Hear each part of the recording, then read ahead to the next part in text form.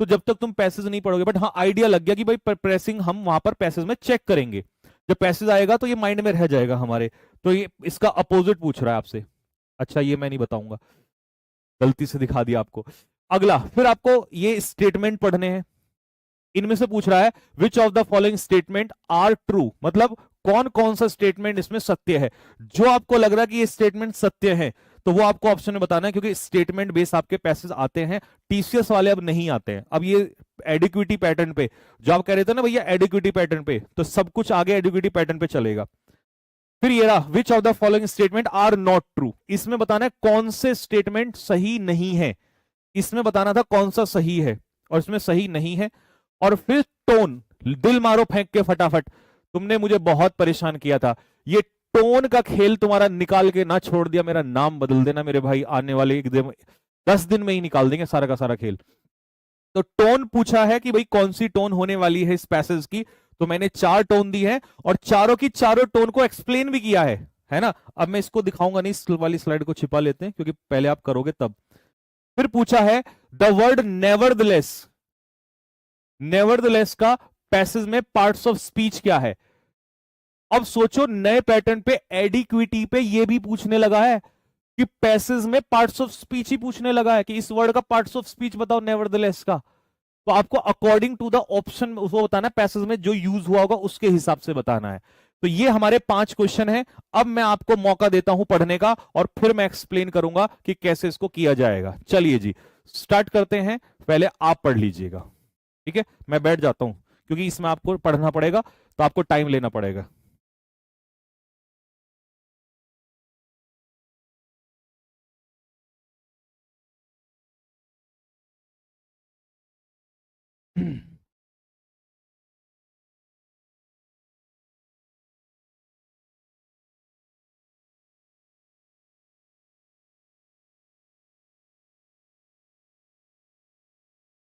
हाँ ग्रामर की daily live होगी, ग्रामर की क्लास बेटा डेली लाइव होगी।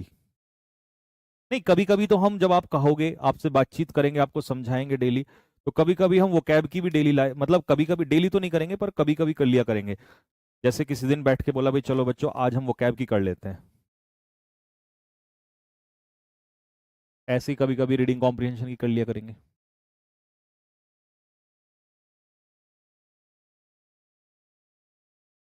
मैं आपको टाइम दे रहा हूं पहले खुद से पढ़ने का।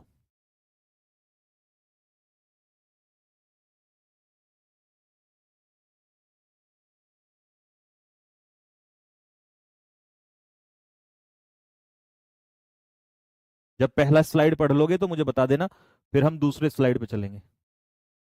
अगर आपको नहीं भी समझ में आएगा कोई दिक्कत नहीं है, कोई टेंशन वाली बात नहीं है।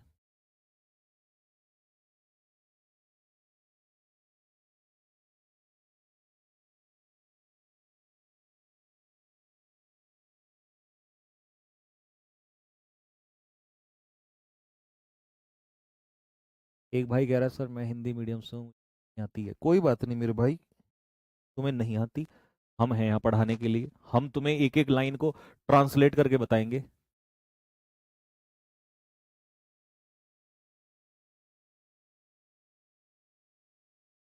बिगिनर्स कैसे सॉल्व करेंगे हम वो भी बताएंगे बेटा इसको, कि बिगिनर्स को कैसे करना है। ये बिगिनर्स के लिए ही है, बिगिनर्स को बताएंगे कि बिगिनर्स कैसे सॉल्व करते हैं इसको।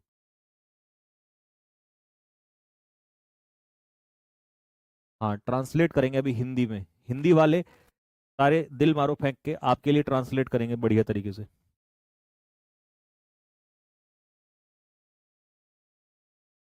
ऐप में लाइव बेटा मंडे से चलेगा, वीडियो को लाइक करते चलो सारे के सारे।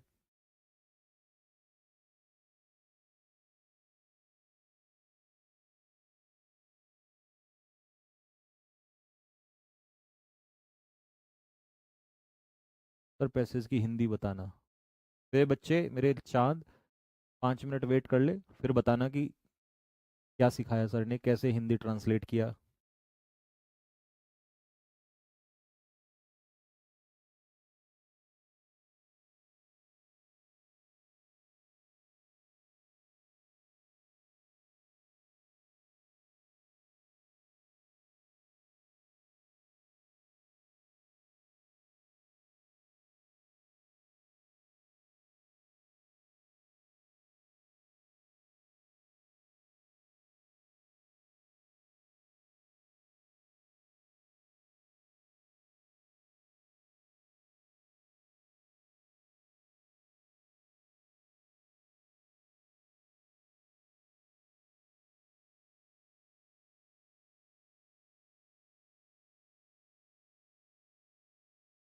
भाई जितने भी न्यू बच्चे हैं ना जो पहली बार इंग्लिश पढ़ रहे हैं, जिनको पैसेज पढ़ना नहीं आता, हिंदी ट्रांसलेट करना नहीं आता, ठीक है, उनको मीनिंग निकालना नहीं आता, वो सारे के सारे 2 मिनट का बस वेट कर लो।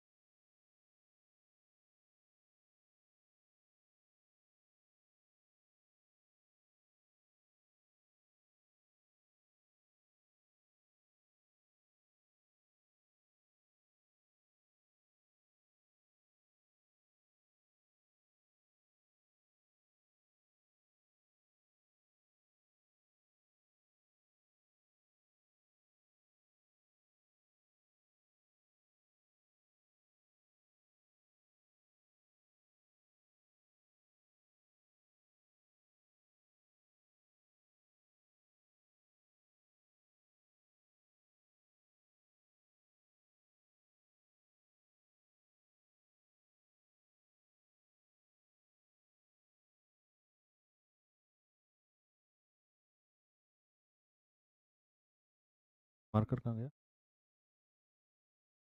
मार्कर, ये मतलब इसका, अच्छा ये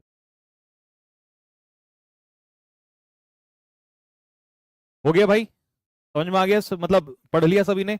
चलो भाई, अब जिन्होंने पढ़ लिया और जिनको समझ में आ गया, अब वो 2 मिनट का वेट कर लेना मेरे भाई।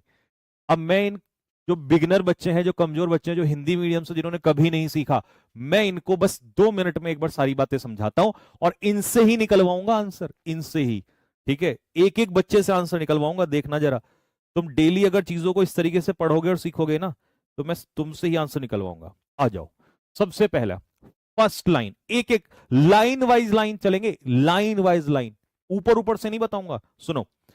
उसने कहा क्लाइमेट चेंज, हिंदी में इसे कहते हैं जलवायु परिवर्तन।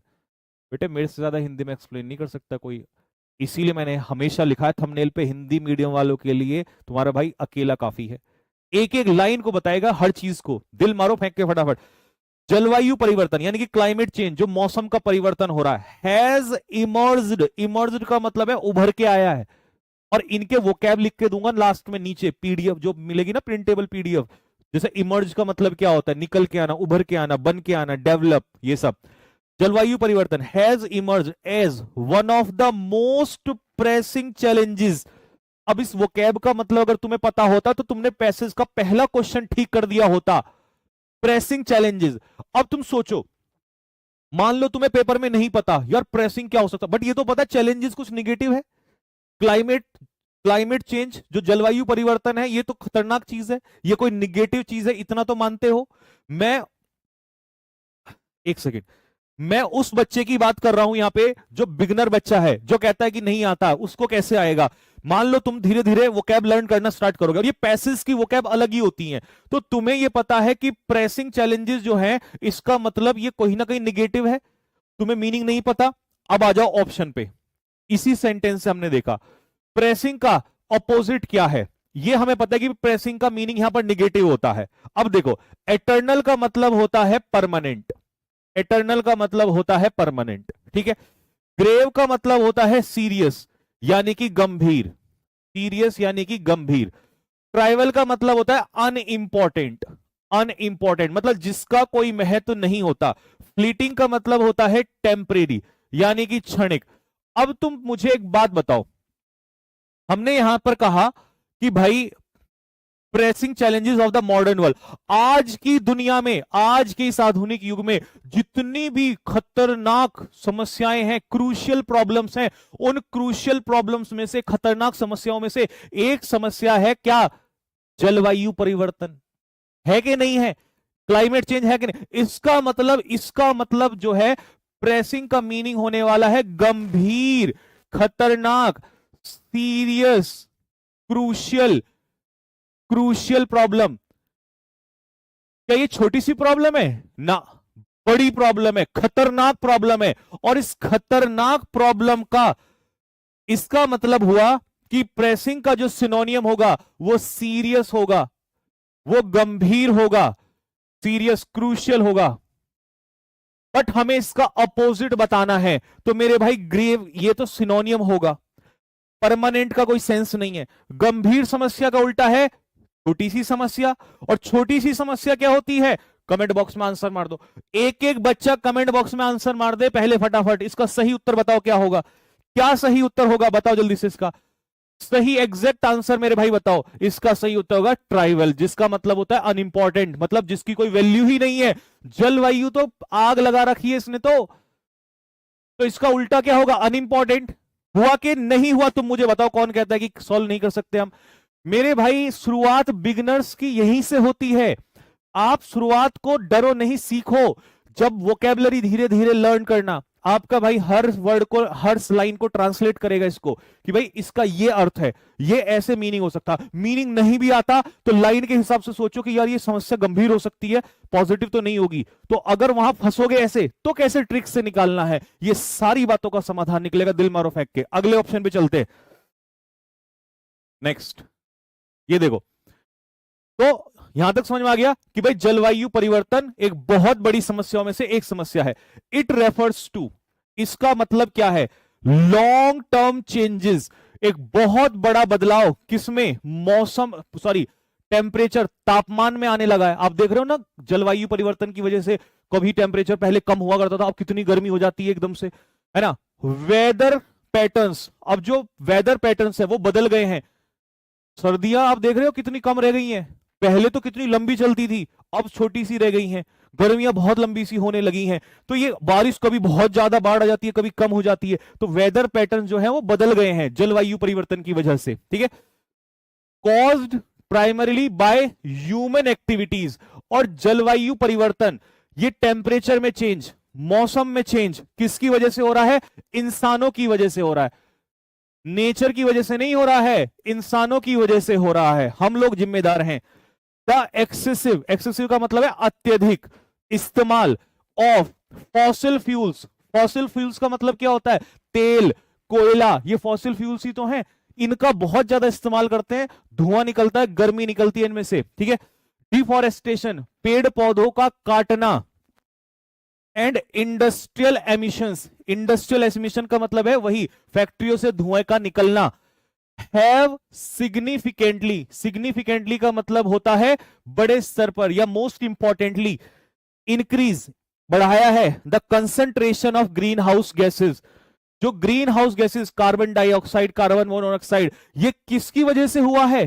फैक्ट्रीज की वजह से हुआ है। Industrial emissions, fossil fuels, deforestation, इनकी वजह से हुआ है। और ये सारे क्या हैं? ह्यूमन एक्टिविटीज, इंसानों की वजह से हुआ है। आगे देखो, इन द एटमॉस्फेयर, एटमॉस्फेयर में एज ए रिजल्ट, जिसके परिणाम स्वरूप अर्थ एवरेज टेम्परेचर, पृथ्वी का जो एवरेज टेम्परेचर है वो बढ़ रहा है at an alarming rate. Very important, alarming का मतलब है चौंकाने वाला, डराने वाला, भयानक। तो अब मैं आपको लिख के दूंगा नीचे पेज में कि भाई अलार्मिंग का मतलब क्या होता है। अलार्मिंग होता है चौंकाने डराने वाला, ठीक है, नॉर्मल नहीं होता अलार्मिंग। दिस फिनोमिनन, ये प्रक्रिया हैज लीड टू, लीड का थर्ड फॉर्म है led, has led to melting glaciers.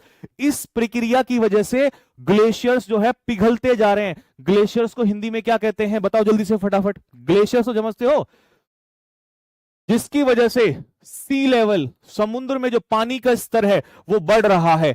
And frequent natural disasters, और फ्रीक्वेंट का मतलब होता है अक्सर, यानी कि रेगुलर। और आप अक्सर देखते हो कि नेचुरल यानी कि प्राकृतिक आपदाएं आती रहती हैं। कभी भूकंप आ जाता है, कभी सुनामी आ जाती है, कभी बाढ़ आ जाती है। तो ये किसकी वजह से हो रहा है? किसकी? ग्लोबल वार्मिंग की वजह से तो हो रहा है, क्लाइमेट चेंज की वजह से तो हो रहा है सब कुछ। जैसे कि बाढ़, सूखा, ड्रॉट का मतलब है सूखा। हीट वेव्स, हीट वेव्स को हिंदी में कहते हैं लू। पहले इतनी नहीं चलती थी, अब तो पागलपंती गर्मी देख लो, कैसी कैसी गर्मी होती है। ये लू एकदम से चलना, ये सूखा पड़ जाना, ये बाढ़ का आना, ठीक है। क्लाइमेट चेंज, जलवायु परिवर्तन न केवल प्रभावित करता है इन्वायरमेंट को, आपका इन्वायरमेंट तो आपको पता ही है क्या होता है, but also threatens food security. Food security को भी थ्रेटन करता है। फूड सिक्योरिटी का मतलब समझ रहे हो कि आप जो अनाज है, जो फसलें हैं, इनको भी नुकसान है, क्योंकि जब जलवायु परिवर्तन होगा, मौसम परिवर्तन होगा, बाढ़ आएगी, फसलें बर्बाद हो जाएंगी, तो भाई फूड सिक्योरिटी कैसे होगी? कल को अनाज पता लगा इस साल पैदा नहीं हुआ, अगले साल खत्म हो जाएगा, 2 साल बाद खत्म हो जाएगा, तो फूड सिक्योरिटी को भी समस्या है। पब्लिक हेल्थ, अब देखो जलवायु चेंज की वजह से क्यों क्यों आप देखते हो क्या होता है, एकदम से फैक्ट्रीज के अंदर से धुआं निकल रहा है, गाड़ियों से धुआं निकल रहा है, तो ये सब क्या कर रहा है, टेम्परेचर बढ़ रहा है, तो हमारी हेल्थ को भी तो नुकसान पहुंच रहा है उससे।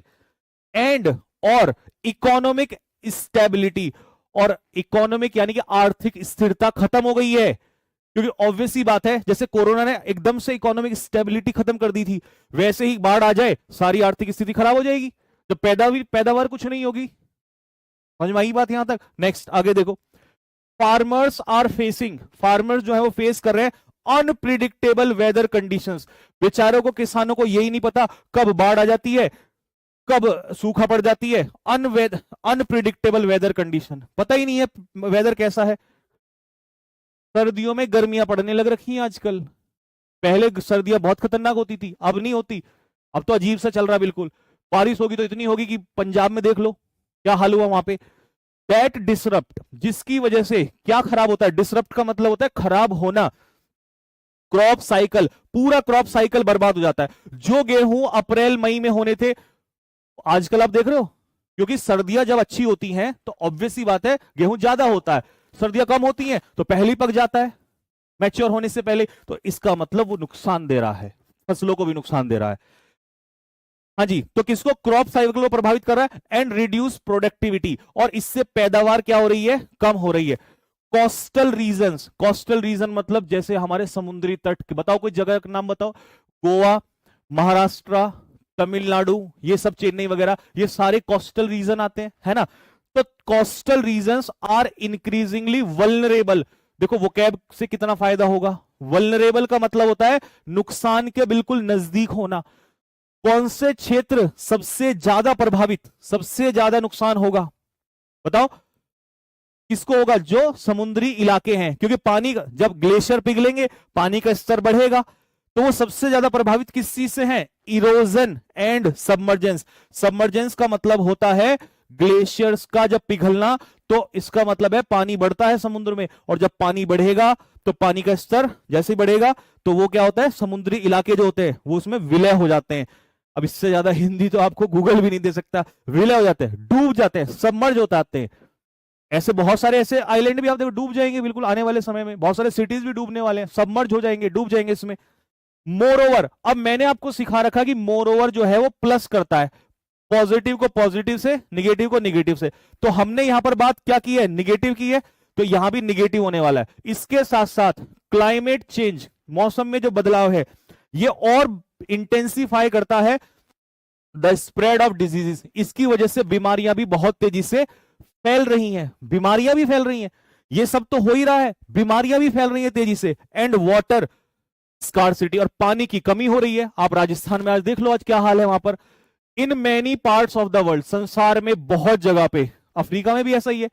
साइंटिस्ट वार्न, आज भी वैज्ञानिक चेतावनी देते हैं कि यदि कड़े कदम, इमीडिएट मेजर्स का मतलब है कड़े कदम नहीं लिए गए, तो द कॉन्सिक्वेंसेस, जो नुकसान होने वाला है, जो इसके परिणाम होंगे, मे बिकम इरिवर्सिबल। इरिवर्सिबल का मतलब है जिसको वापस चेंज ना किया जा सके, मतलब इतना भयानक परिणाम होंगे कि आप उसमें कोई आगे चल के चेंज भी नहीं कर सकते। रिवर्स करना मतलब चेंज, और इरिवर्सिबल मतलब that can not be change. तो इतने बुरे परिणाम होने वाले हैं इसके कि आप इसमें चेंज नहीं कर सकते।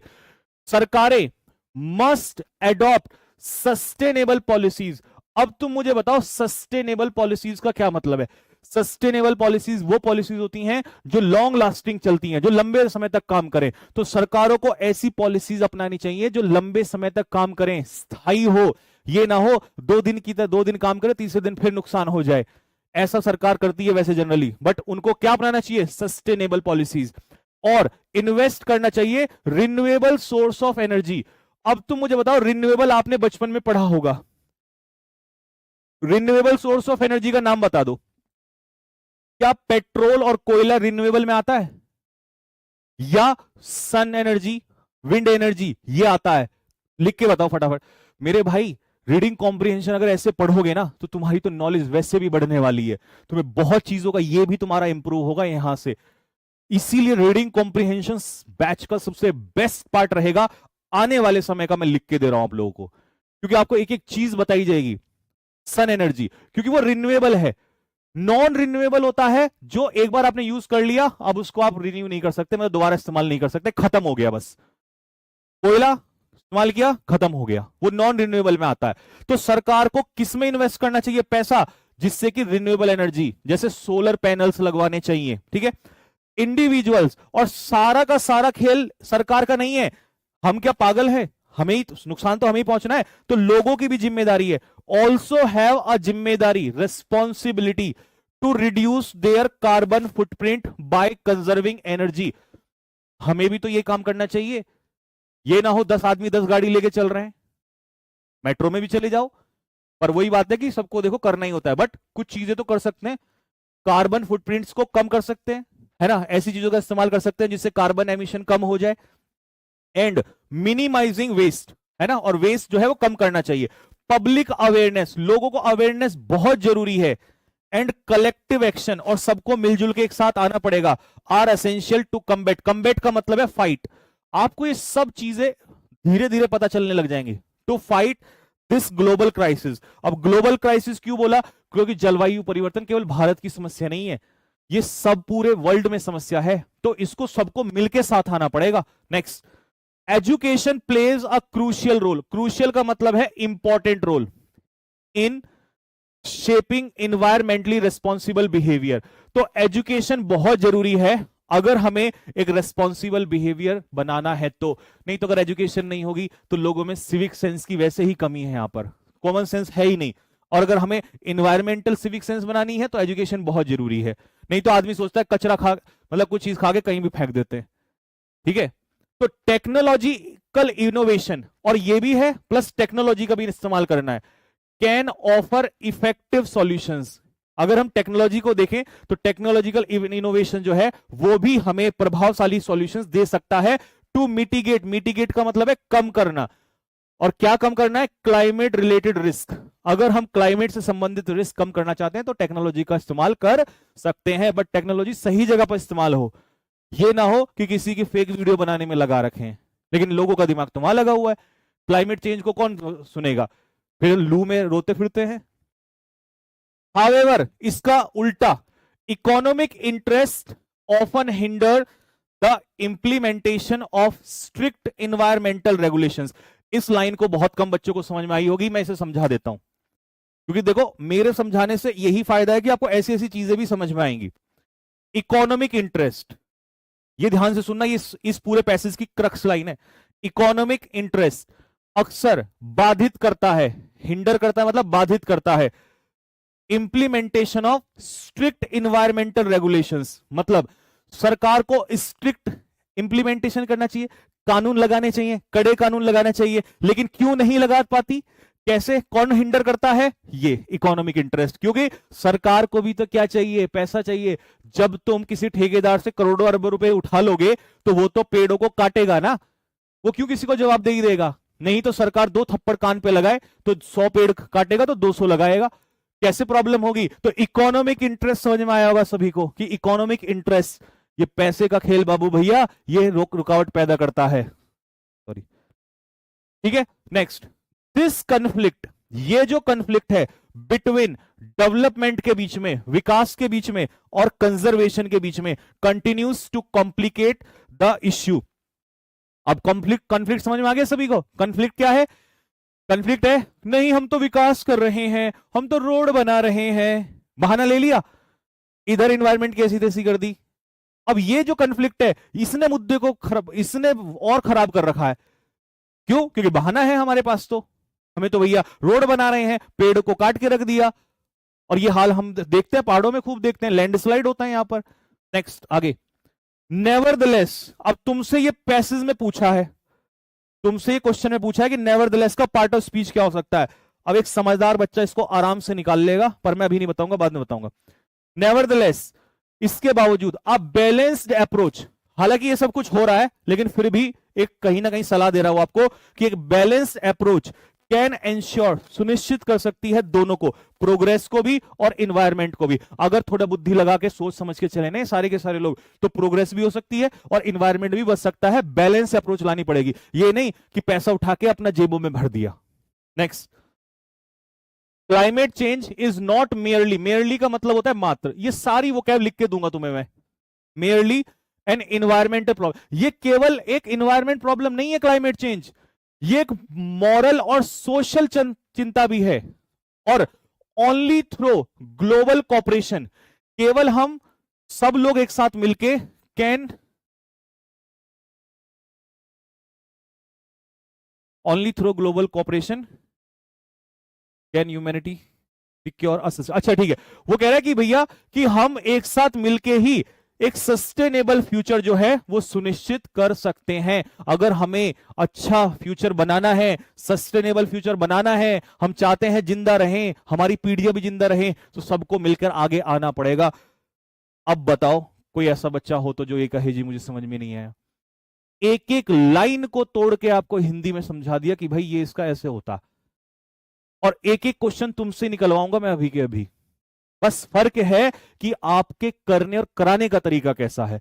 एक और तरीका भी था मेरे पास, सुनो एक तरीका और सुनो। एक तरीका जनरली जैसे यूज होता है, एक तरीका ये भी था कि भाई क्लाइमेट चेंज इमर्जेस और ये उभर के आया है और ये आ गया, अच्छा इसका क्रक्स आपको बता दिया। उस क्रक्स में एक बेसिक बच्चा कभी जीवन में नहीं सीख पाएगा। बताओ इसका आंसर बताओ, अब बताओ, तुमसे आंसर निकलवाऊंगा, बताओ इसका आंसर।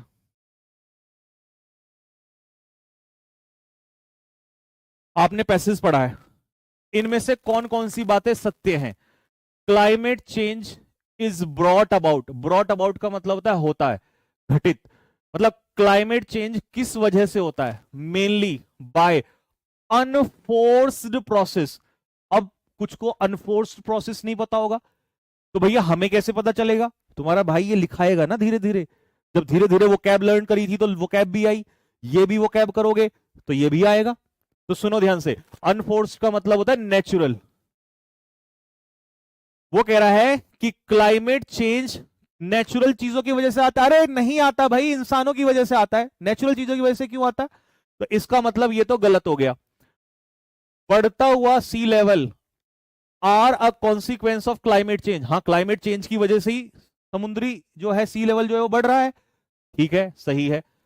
क्लाइमेट चेंज प्रभावित करता है एनवायरमेंट को, नॉट द इकोनॉमी। भैया इकोनॉमी को भी तो प्रभाव करता है, पढ़ा हमने, फसलें खराब हो जाती हैं, और जब फसलें खराब होंगी, फूड सिक्योरिटी नहीं होगी, तो इकोनॉमी भी जाएगी।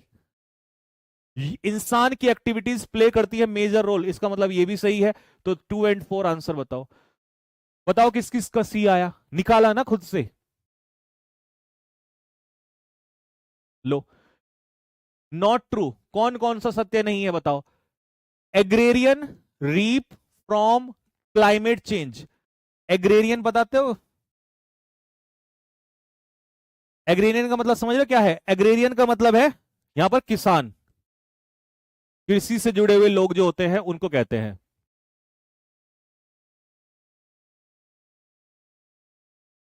हाँ जी बताओ क्या आंसर होगा? हाँ, रिलेटेड टू एग्रीकल्चर। बनाओ जल्दी से फटाफट। सर ये क्लास सीजल के लिए है। अरे भाई ये क्लास सीजल के लिए नहीं है, ये क्लास सब एग्जाम्स के लिए है।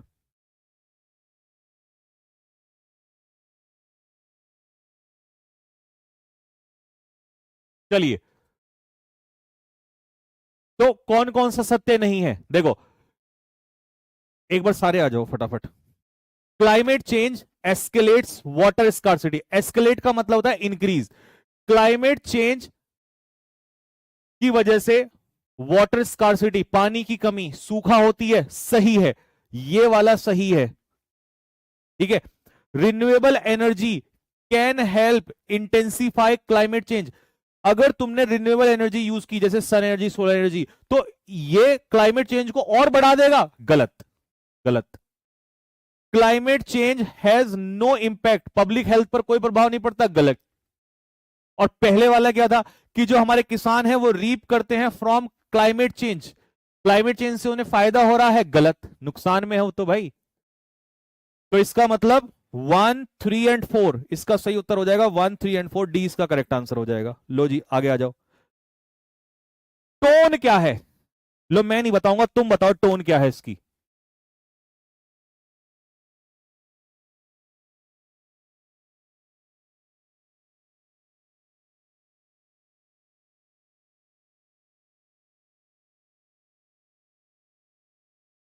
टोन सुनो ध्यान से।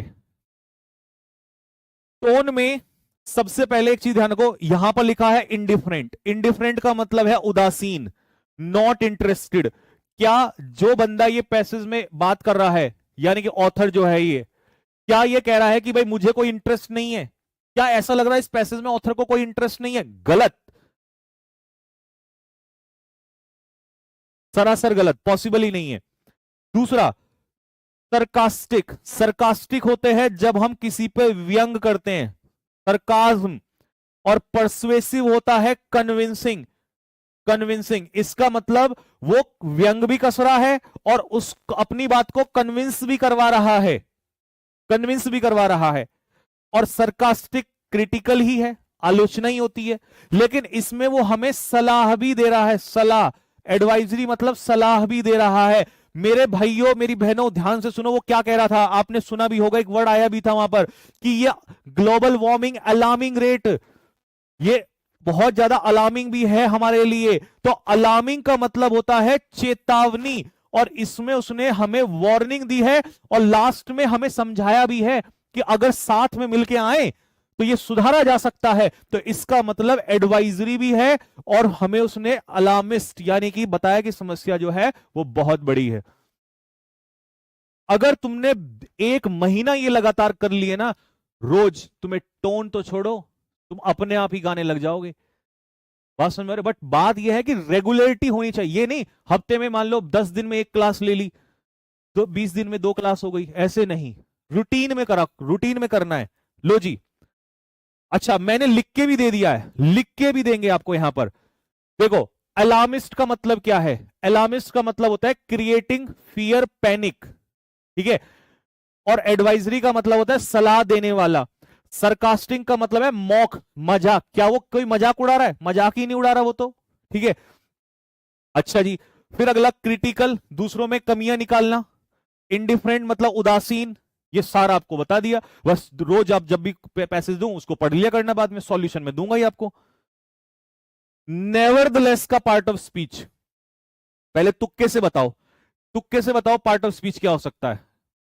हालांकि मेरा मूड इसमें पता है क्या था, तुक्के वाला बच्चा इसमें लेस को देखकर किसी भी वर्ड का पार्ट ऑफ स्पीच लास्ट में अगर लेस आ जाए सफिक्स तो उसको एडजेक्टिव मान लेते हैं, लेकिन गलत, ये एडजेक्टिव है ही नहीं। इसके लिए तुम्हें लाइन पे वापस जाना पड़ेगा, ये है असली खेल, देखो। और एक एक क्वेश्चन से सिलेक्शन ऊपर नीचे हो जाता है।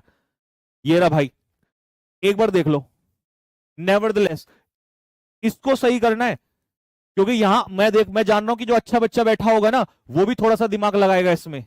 लो बताओ, इसमें नेवरदलेस का पार्ट ऑफ स्पीच क्या है?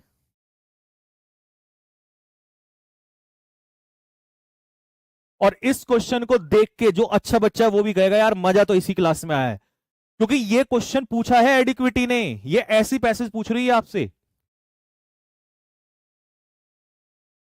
चलो, जब हर एक बच्चा ये कह रहा है कि ये कंजक्शन है, तो मान लो तुम्हें ये क्लास करनी पड़ेगी, ये सीखना है इसी तरीके से कि तुम गलत हो मेरे भाई। अगर ये कंजक्शन होता तो यहां पहले तो फुल स्टॉप ना लगा होता, कंजक्शन जोड़ रहा होता, इस क्लॉज को इससे जोड़ रहा होता, तो फिर ये फुल स्टॉप और ये कॉमा नहीं होता मेरे भाई।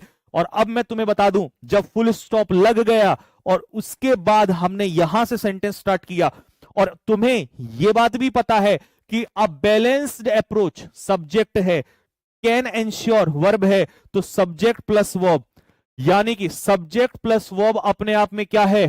क्लॉज है, क्लॉज है। और एक क्लॉज को प्रेपोजिशन कभी नहीं जोड़ सकता, तो प्रेपोजिशन की तो हटा दो। एडजेक्टिव का कोई लेना देना नहीं है क्लॉज से। क्लॉज से लेना देना है या तो कंजक्शन का या मेरे भाई एडवर्ब का।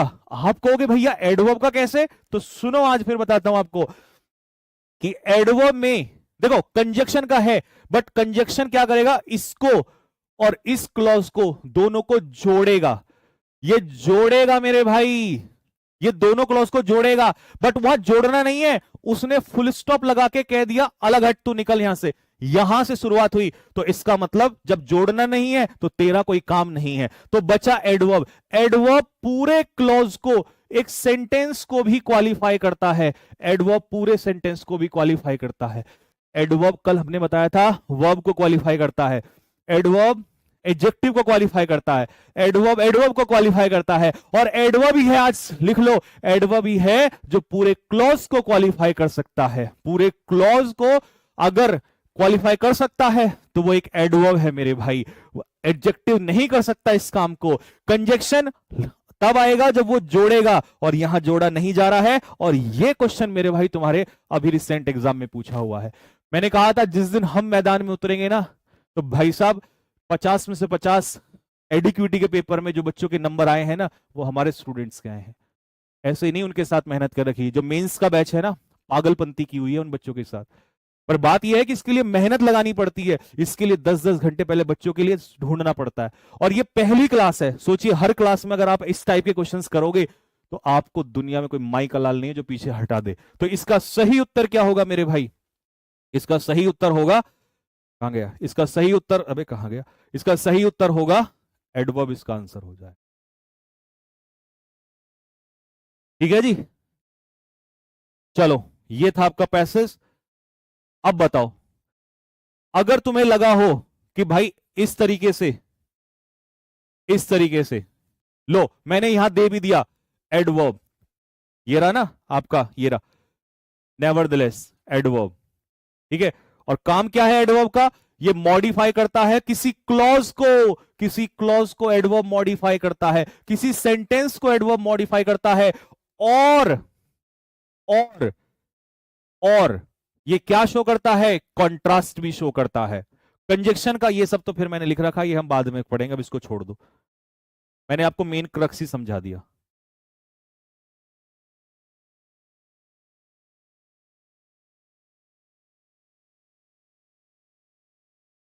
चलो अब आ जाओ क्लोज टेस्ट पे।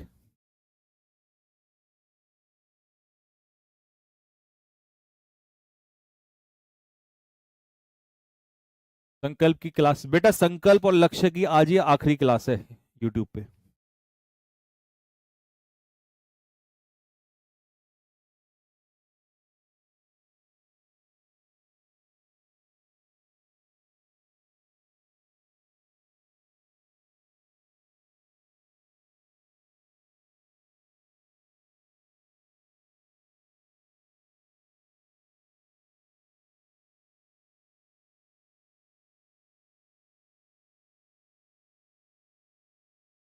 चलो पहले इसको खुद से कर लो, फिर मैं समझाऊंगा।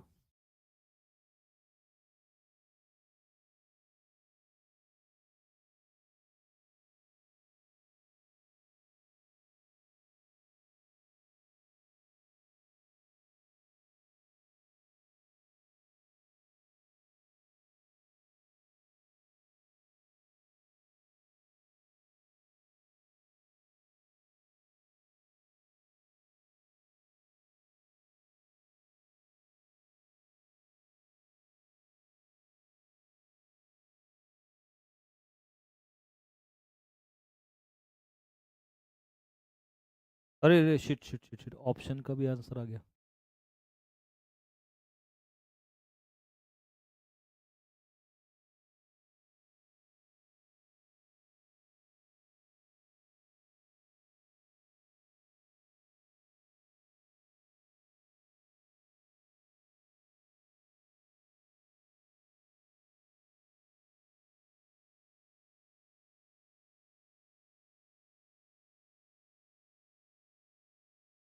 सर CHSL तक सिलेबस हो जाएगा, CHSL का एग्जाम बेटा बहुत दूर है, तब तक तो हम सिलेबस के साथ साथ प्रैक्टिस भी कर चुके होंगे।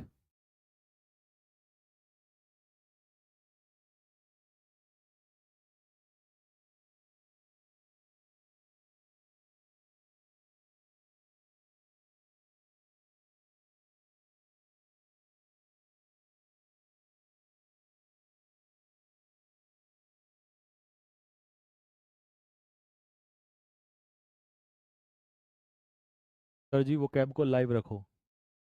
हम्म, कुछ कहेंगे वो कैब को लाइव रखो, कुछ कहेंगे ग्रामर को लाइव रखो।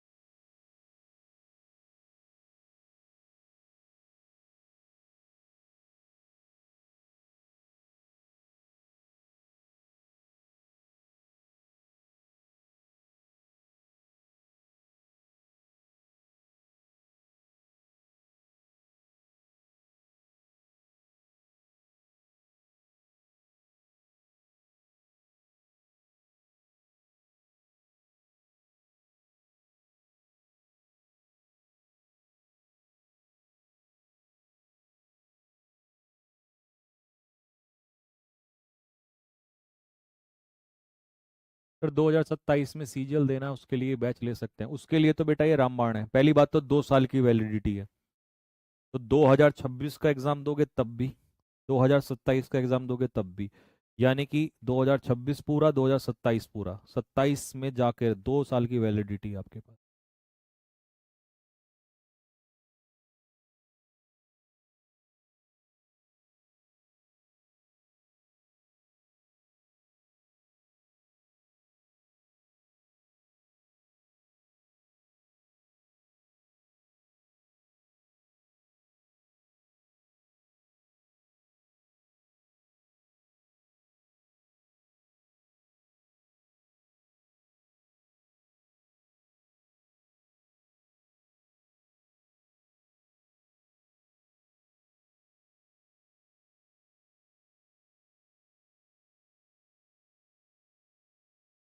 हो गया।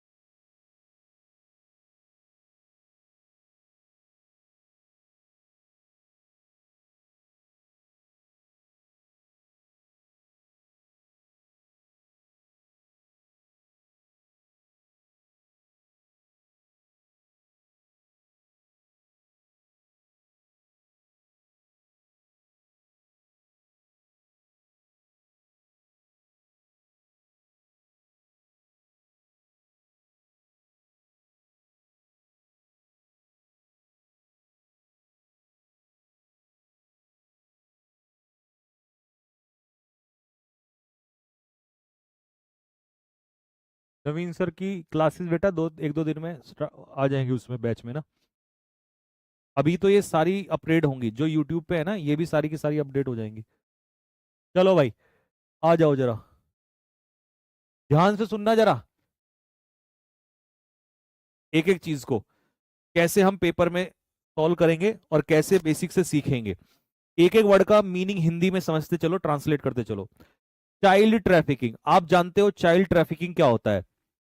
जब हम बच्चों को उठा के ले जाते हैं ना, बच्चों की तस्करी, बच्चों की तस्करी, जैसे पशुओं की तस्करी होती है ना, ऐसे बच्चों की भी तस्करी होती है। बच्चों को रोड से उठा के, गलियों से उठा के, गांव में गलियों से उठा के आजकल ले जाते हैं, ठीक है, बेच देते हैं, उनके बॉडी के पार्ट्स, उनके साथ अत्याचार करते हैं, ठीक है। मतलब बहुत बड़ा अपराध है, और उस बड़े अपराध को कहेंगे हीनियस क्राइम। तो चाइल्ड ट्रैफिकिंग जो है is one of the most heinous crimes. जितने भी दुनिया के बड़े अपराध है ना, उनमें सबसे बड़ा अपराध, बड़े अपराधों में से भी सबसे बड़ा अपराध है चाइल्ड ट्रैफिकिंग, बच्चों की तस्करी करना, जो कि प्रभावित कर रहा है समाज को अक्रॉस द ग्लोब, पूरी दुनिया में। ये ऐसा नहीं है इंडिया में, सब जगह पर है।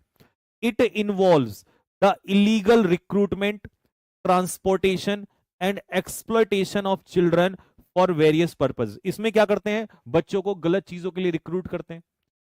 भीख मांगने के लिए भी रिक्रूटमेंट होता है बच्चों का, भीख मांगने के लिए भी उनका अलग रिक्रूटमेंट किया जाता है, ठीक है, उनसे भीख मंगवाई जाती है, उनपे प्रेशर डाला जाता है, ठीक है। ट्रांसपोर्टेशन एंड एक्सप्लॉयटेशन, और शोषण, और बच्चों का शोषण, छोटी छोटी बच्चियों का रेप करना, छोटी छोटी बच्चियों को, आप, मैं बता दूंगा तो आप सुन भी नहीं पाओगे। छोटी छोटी लड़कियां जो होती हैं बेचारी 8 साल 10 साल की, उनको उठा के ले जाते हैं, उनको बेच दिया जाता है, विदेशों में बेच दिया जाता है उनको, इतने गलत गलत चीजें होती है उनके साथ, ठीक है।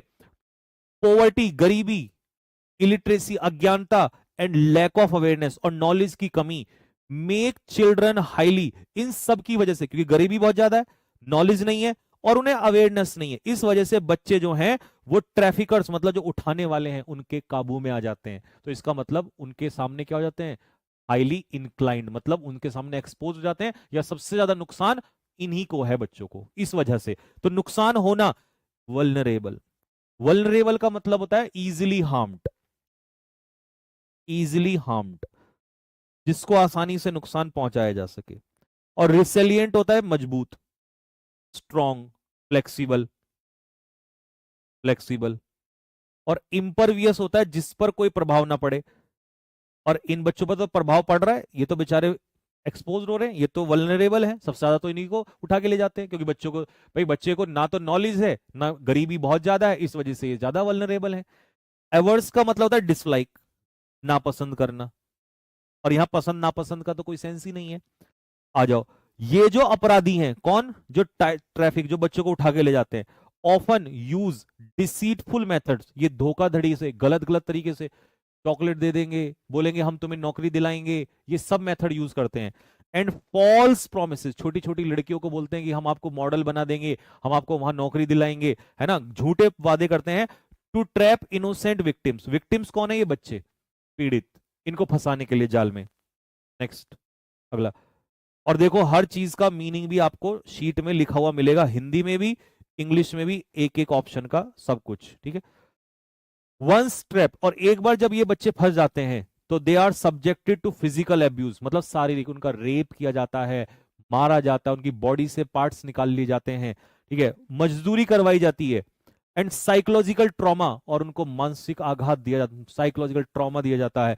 सच इनह्यूमन प्रैक्टिस, ऐसी जो, इनह्यूमन मतलब बहुत ही बुरी, क्रूर जो ये प्रैक्टिसेस हैं, ठीक है, लीव लॉन्ग लास्टिंग स्कार्स, ये लंबे घाव छोड़ती हैं उनके मानसिक और इमोशनल हेल्थ पे, उनके दिमाग पे लंबा असर छोड़ देती हैं।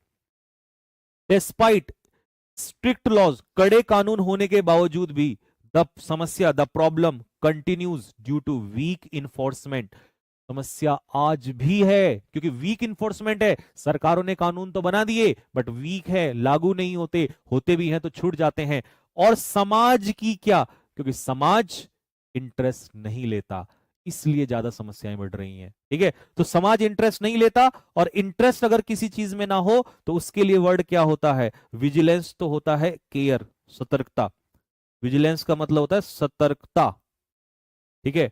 और एपैथी का मतलब होता है लैक ऑफ इंटरेस्ट, तो यही इसका आंसर है। कॉम्प्लाई का मतलब होता है फॉलो, पालन करना, और एम्पैथी का मतलब होता है ability to understand, ability to understand others feelings, दूसरों की भावनाओं को समझने की एबिलिटी, इसी को हम कहते हैं एम्पैथी। जैसे आपके मन की बात मैं समझ जाता हूं तो उसे कहते हैं एम्पैथी, ठीक है जी। वैसे भी यहां लिख के दिया हुआ है, सब मिल जाएगा लिख के। बहुत सारी फैमिलीज फेल हो जाती हैं ये पहचानने में, early warning science and become easy targets, मतलब बहुत सारी फैमिली पहचान ही नहीं पाती कि उनके बच्चों के साथ क्या हो रहा है, और इसी वजह से उनके साथ ये हादसे होते हैं। सरकारें and NGOs must work together, एक साथ काम करना चाहिए, to this growing menace, menace मतलब प्रॉब्लम, ये जो प्रॉब्लम है इसको रोकने के लिए, और समस्या को रोकने के लिए पुट ऑफ नहीं होता, पुट ऑफ तो पोस्टपोन होता है किसी मीटिंग वगैरह को, पुट आउट होता है आग को बुझाना, एक्सटिंग्विश ये भी नहीं होगा इसका आंसर, तो इसका आंसर होगा, अच्छा फेंड ऑफ का मतलब होता है प्रोटेक्ट फ्रॉम अटैक, जब कोई हमला होता है उस हमले से बचाना, और स्टेव ऑफ का मतलब होता है स्टॉप समथिंग रॉन्ग, किसी गलत चीज को होने से रोकना, इसे कहते हैं स्टेव ऑफ। स्टेव ऑफ का मतलब होता है रोकना। पिछले साल एमटीएस के एग्जाम में स्टेव ऑफ रिजल्व पूछा था 24 वाले में, ठीक है, और हम हल्के में ले लेते हैं चीजों को, ठीक है मेरे भाई, तो ये इसका आंसर होगा। और बाकी मैंने लिख के दे रखा है सब कुछ, हर शीट में दूंगा, हर शीट में। दे शुड ऑल्सो, सरकारों को और एनजीओ को इन पीड़ितों को सहायता प्रदान करनी चाहिए। अब सहायता प्रदान, लैंड तो उधार देना होता है, उधार देना, और ये तो पैसा दिया जाता है। ग्रांट होती है परमिशन, परमिशन ग्रांट होती है किसी चीज के लिए, ठीक है। अब गिव हेल्प, सहायता देना, ये भी सही है। रेंडर हेल्प, ये भी सही है। लेकिन गिव हम हेल्प के लिए भी लगा सकते हैं, गिव हम मनी के लिए भी लगा सकते हैं, गिव हम बुक के लिए भी लगा सकते हैं, गिव तो कहीं भी आ सकता है। तो इसका बेस्ट कोलोकेशन है रेंडर हेल्प। अब तुम कहोगे कि सर सवाल तो यही है कि कमबख्त एक कोलोकेशन सीखते हैं तो दूसरी कोलोकेशन सामने आती है, इनका कुछ बताओ। ये फ्रेजल वर्ब्स, ये कोलोकेशन, इन्हीं वजह से तो समस्या होती है। तो इसका जुगाड़, इसका इलाज मेरे भाई हमारे पास है, टेंशन मत लो। आपको कोलोकेशंस हर शीट में 2-2 3-3 4-4 दी जाएंगी। एक दिन में तो तुम भी नहीं लर्न करोगे, मुझे पता है। इसीलिए मैं हर शीट में 2-2 4-4 जो है वो देता जाऊंगा आप लोगों को। हर चीज का इलाज है, हर चीज का। अगर मैंने रिसर्च करी है ना बैच आने से पहले, तो सोचो मैंने पूरा प्लानिंग किया हुआ है कि कैसे, कहां समस्याएं हैं और कहां से बच्चों को निकाल के ले जाना है। बट एक दिन में बीमारी खत्म नहीं होगी, धीरे धीरे होगी मेरे, ठीक है। तो एक क्लोज टेस्ट, एक पैसेज, और फिर मिलेगा आप। अच्छा एक छूट गया था, एजुकेशन एम्पावर्स। एजुकेशन जो है वो एम्पावर करती है, मजबूती देती है किसको, बच्चों को, to protect themselves from exploitation, ताकि वो एक्सप्लॉयटेशन से बच सके। अब कलेक्टिव एफर्ट्स, सबके एफर्ट्स एक साथ मिलके ये सुनिश्चित कर सकते हैं एक सेफर इन्वायरमेंट। ये जिसमें ज्यादातर अच्छा बच्चा भी गलत कर गया होगा, एक दो ऑप्शन ऐसा भी रहेगा जिसमें अच्छा बच्चा भी फंसेगा, ठीक है। तो देखो, अब अगर तुम ये कहोगे बाय, तो तुम ये कह सकते हो कि by collective efforts, with collective efforts. अगर तुम बाय और विद यूज करोगे प्रेपोजिशन, तो इसका मतलब है कि बाय और विद के बाद, बाय और विद के बाद, ध्यान से सुनना, अब जो मैं एक्सप्लेन करने जा रहा हूं ना, इसके बाद जो अच्छा बच्चा भी है वो देखना तालियां बजाएगा, वो दिल मारेगा फेंक के, ये क्या बता दिया। इसके बाद जो कलेक्टिव एफर्ट्स है, कलेक्टिव एफर्ट्स, प्रेपोजिशन के बाद ये किसका काम करेगा, ऑब्जेक्ट का काम करेगा, ऑब्जेक्ट का। और जब तुमने इसे ऑब्जेक्ट बना दिया तो कैन एंश्योर, तो मेरे भाई इसका मतलब यहां पर क्या है, वर्ब है। तो इसको तो सब्जेक्ट चाहिए था और तुमने प्रेपोजिशन से इसको क्या बना दिया, ऑब्जेक्ट बना दिया। फिर तुम्हें पता क्या करना था, फिर ये होता कि by collective efforts, collective efforts लगा के वी कैन, यहां पर सब्जेक्ट होता वी कैन, हम ऐसा कर सकते हैं, क्योंकि आपने वहां तो प्रेपोजिशन लगा दी। तो आपको यहां प्रेपोजिशन लगानी ही नहीं है, तो आप क्या लगाओगे, ओनली कलेक्टिव एफर्ट्स, केवल एक साथ मिलके ही हम ऐसा फ्यूचर तैयार कर सकते हैं।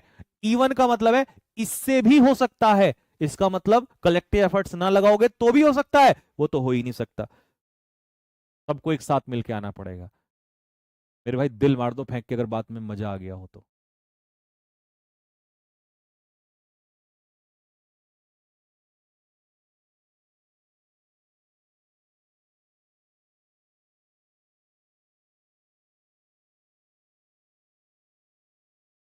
सर RWA पे लक्ष्य बैच शो नहीं हो रहा है।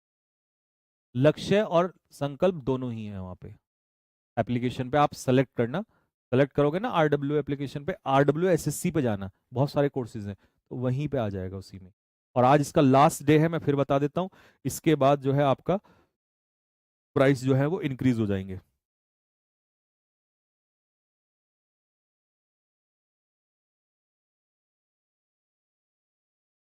देखो, अब बात आती है सर PQRS कैसे सॉल्व होते हैं, PQRS कैसे सॉल्व किए जाते हैं। PQRS को सॉल्व करने के कई सारे फैक्टर होते हैं, ठीक है। जैसे कि सबसे पहले फैक्टर होता है कि भाई आपको किसी भी चीज में टॉपिक ढूंढना है, टॉपिक, उस टॉपिक के बाद डिस्कशन, इस टॉपिक का डिस्कशन किस पॉइंट में है, और तब हम आगे चलेंगे, और लास्ट में एंडिंग चलने। और पेयर भी मैच कर सकते हो, पेयर ऑप्शन से भी जा सकते हो, ये दोनों तीनों तरीके होते हैं। बाकी सारी स्ट्रेटजी रखी की रखी रह जाती है। ये जो आते हैं ना तरीके की, how to solve this, how to solve this, कुछ नहीं होता हाउ टू सॉल्व दिस। सिर्फ क्वेश्चंस की प्रैक्टिस करो, और क्वेश्चन की प्रैक्टिस का रीजन देखो कि कैसे जोड़ा जाता है। नहीं तो वो 4 क्वेश्चन जो हाउ टू सॉल्व में रखे जाते हैं ना, वो पेपर में एक नहीं आता। मेंस वाले अच्छे बच्चों से, या जो पेपर देने जाते हैं, CGL में जाते हैं, CHSL में जाते हैं, MTS में जाते हैं, इन सब में पूछ लेना, वो कुछ नहीं काम आते। काम आएगा सिर्फ और सिर्फ प्रैक्टिस और लॉजिक और ऑप्शंस के साथ चलना है आपको। जैसे यहां पर देखो, दिस कॉजेज, अब मुझे नहीं पता दिस कौन है, इसका मतलब दिस से तो शुरुआत नहीं होगी, इससे पहले कुछ ना कुछ होगा, कोई तो ऐसा होगा जिससे शुरुआत हुई होगी। एस गलत है। तो इसका मतलब जब सारे ऑप्शन में क्यू है तो मैं, देखो लग रहा है ना लॉजिक, ये क्वेश्चन दर क्वेश्चन चलेगा, 10 दिन में तुम्हें सीख सीख जाओगे कैसे सॉल्व होता है। तो क्यू से स्टार्ट होगा, ये रहा youth. The youth get frustrated when they see a great deal of disparity, मतलब असमानता between the theory and its application. जब यूथ ये देखता है कि जो तुम पढ़ रहे हो वो तुम्हारे कहीं काम नहीं आ रहा है, तो उससे वो परेशान हो जाता है। एक्चुअल में ये क्यू में है समस्या, ठीक है। अब इसी समस्या का जिक्र या तो क्यू के बाद एस में है, या क्यू के बाद पी में है, या क्यू के बाद एस में है। तो दो ऑप्शन हमारे पास बन रहे हैं, क्यू के बाद एस, या क्यू के बाद एस, या क्यू के बाद पी। चलिए ये समझ में आ गया कि भाई समस्या क्या है, किस वजह से बच्चा परेशान होता है। दिस कॉजेज देम, अब देम कौन है यहां पर, दे, यूथ की बात हो रही है।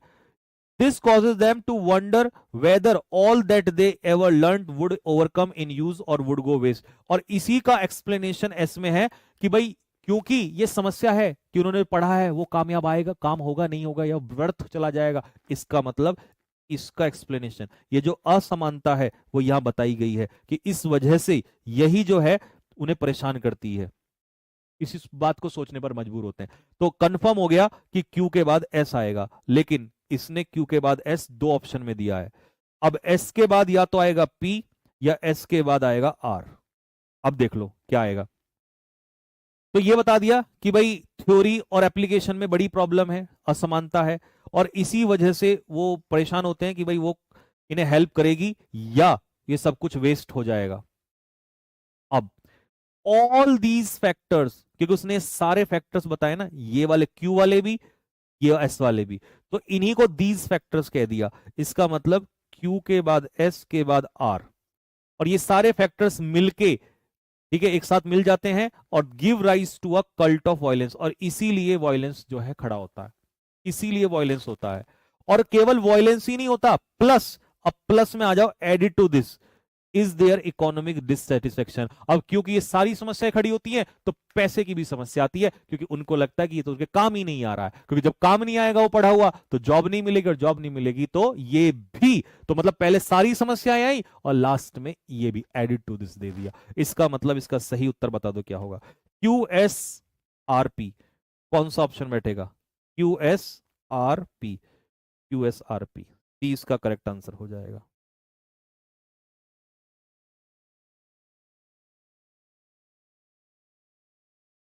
सर मुझे रीडिंग करनी नहीं आती क्योंकि मैं हिंदी मीडियम से हूं।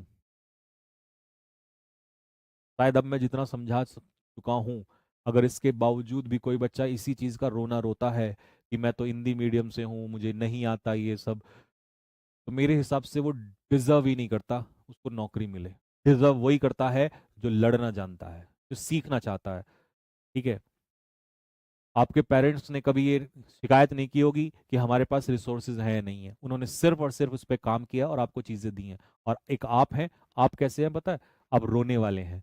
रोने वाले को उतना ही मिलता है जितना करने वाले से बच जाता है। मेरे भाई लाइन बड़ी है, जिंदगी में याद रखना इस बात को, जितना करने वाले से बच जाएगा ना जीवन में, उतना रोने वाले को मिलेगा, क्योंकि रोने वाले को कुछ नहीं मिलता है। रोने वाले को वही मिलता है जो करने वाले से बच जाता है, और बच्चे करते जा रहे हैं, बच्चे रिकॉर्ड पे रिकॉर्ड बनाते जा रहे हैं। आज डर है कल निकल जाएगा, ऐसी कहावतें नहीं बनी है, practice makes a man perfect, but वो रूटीन में होना चाहिए, रेगुलर होना चाहिए, ठीक है।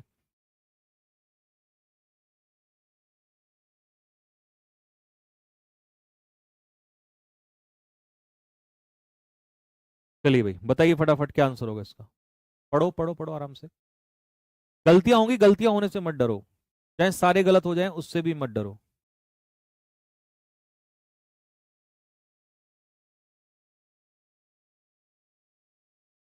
देखो यहां पर दिया है ऑल दीज फैक्टर्स, अब हमें नहीं कहता पता कौन से फैक्टर्स हैं। अच्छा पी तो ऑप्शन में नहीं है, क्यू या एस। एस में है कि पढ़ी लिखी महिलाएं लीड करती हैं एक healthier life compare to uneducated women, और क्यू में है कि लड़कियों की education is important from every perspective of life and, इसका मतलब टॉपिक है हमारा गर्ल्स की एजुकेशन। और जैसे ही गर्ल्स की एजुकेशन हमें समझ में आया टॉपिक समझ में आया कि भाई ये टॉपिक है, यहां से चर्चा होगी। फिर उसमें हम बताएंगे कि भाई पढ़ी लिखियों के साथ ये होता है और अनपढ़ों के साथ ये होता है, कि पढ़ी लिखी ज्यादा बेहतर है अनपढ़ों से। तो पहला टॉपिक है एजुकेशन ऑफ गर्ल्स। तो इसका मतलब आप एस से शुरू ही नहीं करोगे, आप शुरू करोगे क्यू से। ठीक है जी। तो अब आ जाओ, क्यू से स्टार्ट कर दिया। अब क्यू के बाद या तो आर आएगा, यहां पर आर है और यहां पर एस है, और एस में उसने दे दिया भाई पहला टॉपिक हो गया गर्ल्स की एजुकेशन, और अगला टॉपिक हो गया कि पढ़ी लिखियों के साथ ऐसा है, एजुकेटेड महिलाएं जो हैं वो हेल्दी लाइफ जीती हैं, और अनएजुकेटेड के साथ, ठीक है, कंपेयर टू अनएजुकेटेड। तो मतलब एजुकेटेड लाइफ जो महिलाएं होती हैं वो ज्यादा अच्छी लाइफ जीती हैं, ये तो सीधी सी बात है, उनको नॉलेज ज्यादा होती है चीजों की। ठीक। और वो पार्टिसिपेट भी करती हैं फैमिली मैटर्स में, और in the formal labour markets to, earn well, अच्छा कमाती हैं, मैरी एट ए कंसिडर, और सही एज पे शादी करती हैं, और फैमिली प्लानिंग भी वो सही तरीके से करती हैं। ठीक है। और not only they take right decision, तो डिसीजन यहां पर दिया था, और न केवल डिसीजन, तो इसका मतलब न केवल डिसीजन बल्कि ये काम भी। तो एस के बाद आर आएगा, तो क्यू एस आर, आंसर होगा इसका बी।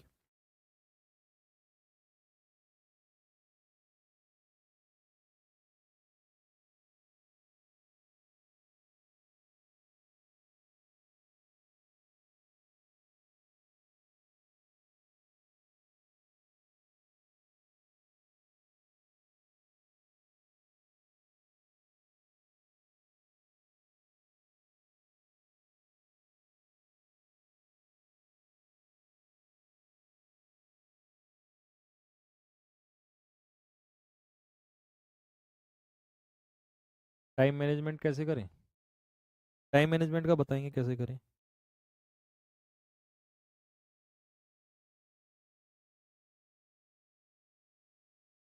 सबसे पहला काम किसी भी पी क्यू आर एस को सॉल्व करने में, सबसे पहला काम पता है क्या होता है बच्चों?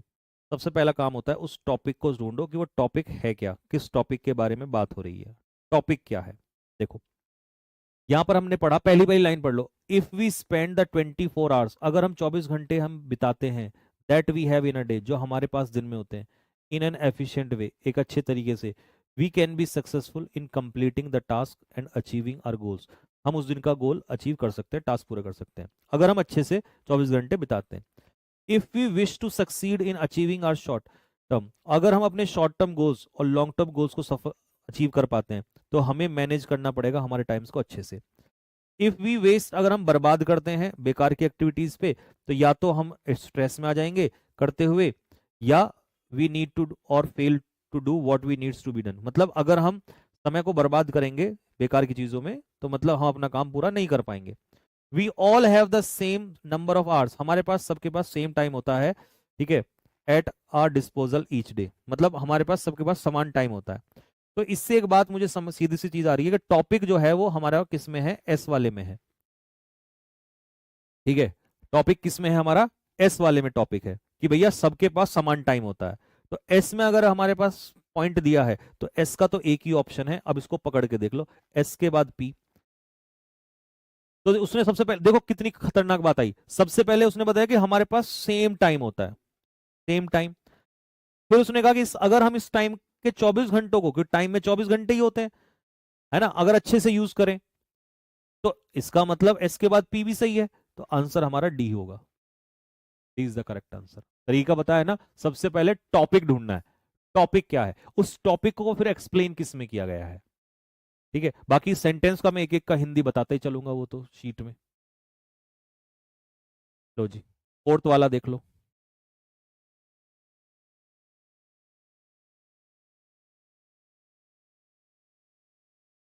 अब जैसे यहां पर देखो दे दिया है, तो हमें नहीं पता दे कौन है, हमें नहीं पता, तो एस का ऑप्शन भी नहीं है, या तो ऑप्शन है पी का, या ऑप्शन है आर का। पी ये रहा, आर ये रहा। पी से इसलिए स्टार्ट नहीं हो सकता क्योंकि यहां पर लिखा है यंग बॉयज एंड गर्ल्स, छोटे नौजवान लड़के लड़कियां, seem to have become inordinately addicted to these site. अब दीज साइट कौन सी है, ये हमें नहीं पता कौन सी साइट्स हैं, दीज साइट्स हमें नहीं पता कौन सी साइट्स हैं। इसका मतलब पी वाला ऑप्शन तो हटा दो, पी वाला ऑप्शन हटा दो, पी के दोनों ऑप्शन हट गए, तो शुरुआत होगी हमारी आर से। लो, आर से शुरुआत होगी, आर से स्टार्टिंग होगी। ठीक है, आर से स्टार्टिंग होगी। पढ़ लो आर को। अब आर के बाद या तो पी आएगा या आर के बाद एस आएगा। Smartphones, computers, social media, internet and networking sites such as Facebook and Twitter have become source of major distraction for student. कोई ऐसा बच्चा नहीं होगा जिसको समझ में नहीं आएगा। उसने बता दिया कि स्मार्टफोन, कंप्यूटर, सोशल मीडिया और ये सारी साइट्स जो हैं ये डिस्ट्रैक्शन का कारण बन चुकी हैं। ये हो गया आर में। ठीक है जी, आर में। आर के बाद पी और आर के बाद S. Young boys and girls seem to have become inordinately मतलब अत्यधिक अत्यधिक एडिक्टेड हो गए इन साइट्स के। अरे कौन सी साइट्स? ये जो इसने यहां पर बताई थी। इसका मतलब आर के बाद सीधा आंसर क्या होगा? पी हो जाएगा।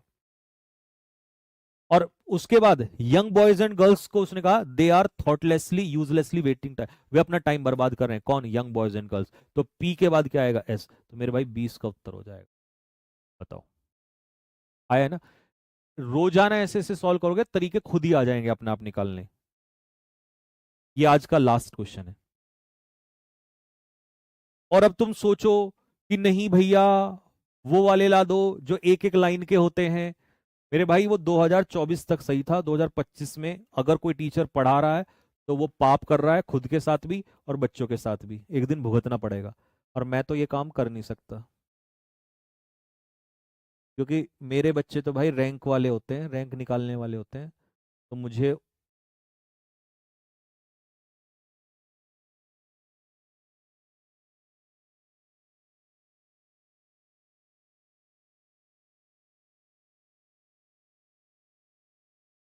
और हर एक शीट का सॉल्यूशन, हर एक सीट का सॉल्यूशन बेटा मैं खुद दूंगा, इसकी टेंशन मत लो। हर एक शीट का सॉल्यूशन, जो भी शीट मिलेगी उसका सॉल्यूशन मैं दूंगा।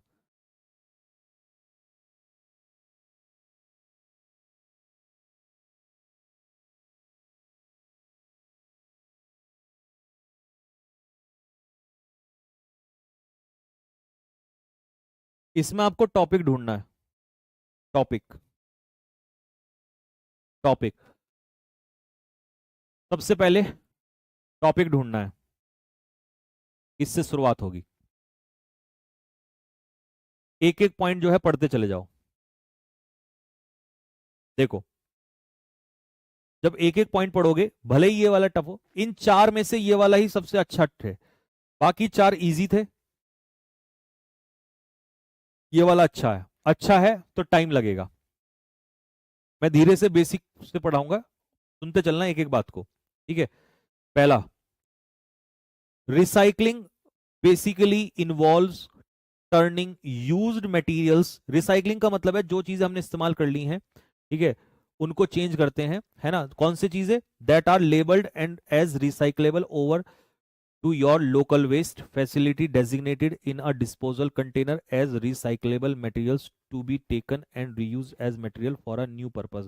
रिसाइकलिंग का मतलब तो जानते ही हो कि चीजों को क्या करना? चेंज करना। रिसाइकल यानी कि उनको टर्न करना, चेंज करना, ये होता है रिसाइकलिंग। ठीक है, इसका मतलब रिसाइकलिंग का टॉपिक है पी में। Not only are resources limited, ना केवल रिसोर्सेज हमारे पास लिमिटेड है, but recycling efforts can significantly reduce additional waste. Extra waste को और कम कर सकते हैं रिसाइकलिंग। इसका मतलब ये टॉपिक नहीं है, क्यों टॉपिक नहीं हो सकता? और recyclable product is turn back. फिर वो जो पहले तो बताया रिसाइकलिंग क्या होती है। अब कई बच्चे यहां पर सोचेंगे कि भाई रिसाइकलेबल प्रोडक्ट मतलब जो प्रोडक्ट रिसाइकलेबल है उसको वापस रॉ फॉर्म में रखा जाता है। तो इसका मतलब आर से भी शुरुआत नहीं हो सकती, तो इस पॉइंट को भी हटा दो। द नेचुरल रिसोर्सेज, हमारे जो प्लानिट है, अर्थ है, वो लिमिटेड है और नॉट ओनली लिमिटेड है। इसका मतलब ये कंफर्म हो रहा है मेरे भाई कि एस के बाद क्यों आएगा, क्योंकि एस में ये बोला गया है कि नेचुरल रिसोर्सेज हमारी पृथ्वी पर आर लिमिटेड, लिमिटेड है, इसीलिए हमें make the most to conserve, इसलिए हमें ज्यादा से ज्यादा उनको बचा के रखना चाहिए क्योंकि लिमिटेड है एंड नॉट ओनली लिमिटेड। तो इसका मतलब एस के बाद क्यू आएगा और एस के बाद क्यू अगर आप देखोगे तो इसमें भी नहीं है। अब एस के बाद क्यू या तो यहां पर है और एस के बाद क्यू या तो यहां पर है। ठीक है, अब पी के पकड़ लो, पी से शुरुआत हो रही है, ये रहा टॉपिक।